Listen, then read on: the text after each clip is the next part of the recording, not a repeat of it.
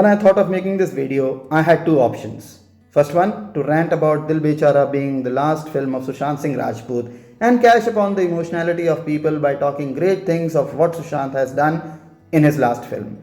And the second option was to give you an honest review of Dil Bechara as a movie and not as an individual's effort.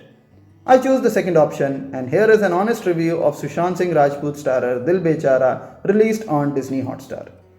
As we all know, that Dil Bechara is an adaptation of 2012 John Green novel The Fault in Our Stars, which was also made onto a Hollywood film in 2014 with the same title.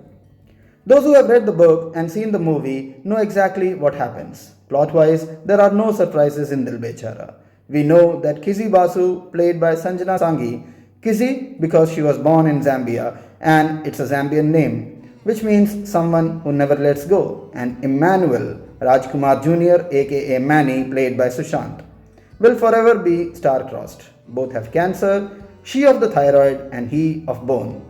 Both have experienced the disease for long years. Both know just how fragile their lives are. A life-threatening disease plus sparkling young lives plus romance is a ready-made recipe for winsome smiles, tugging at the heartstrings and tears. But the film is beset by choppiness, and that colors the characters of very filmy Manny and the sweet Kizie, who adores an unknown singer. Manny is much older than Kizie, and the film makes a faint stab at an explanation and then forgets about it. What disappoints is the screenplay, which is just not substantial. The characters, while likable, are not fleshed out with sufficient backstories or character arcs.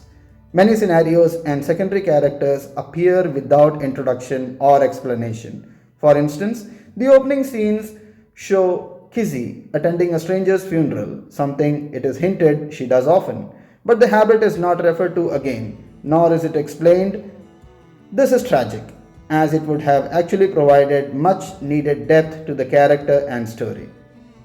Talking about the performances, despite a lack of character motivation, the leading pair delivers a convincing performance. Sushant clearly sank his teeth into Immanuel's character, and his earnest efforts are shown through.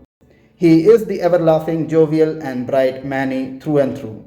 Sanjana too gives a good performance as the hesitant, shy but fun Kizie. Saswata Chatterjee and Swastika Mukherjee as Kizie's protective, loving parents give us a realistic and refreshing portrayal of Indian parents without going over the top. Though Saif Ali Khan was on the screen just for more than 2 minutes, he was a treat to watch. I personally feel that all the wrong done to Dil Bechara is on the editing table. With a runtime of 1 hour 40 minutes, I felt the character development never happened, and the character transitions were quite abrupt, as of the character of Kizie's mother. When she reaches Paris, she goes through a metamorphosis that was never explained. In Fault in Our Stars, there was a genuine effort to realistically portray the life of cancer patients, which was literally missing in Dil Bechara. A.R. Rahman, as usual, has given a mind-blowing music which seems to be so fresh amidst the Arijit Singh overdone phase of Bollywood music. The time I literally felt my emotions soaring were the last 12 minutes of the movie, which I wouldn't like to talk about here. Those were the best 12 minutes of the movie.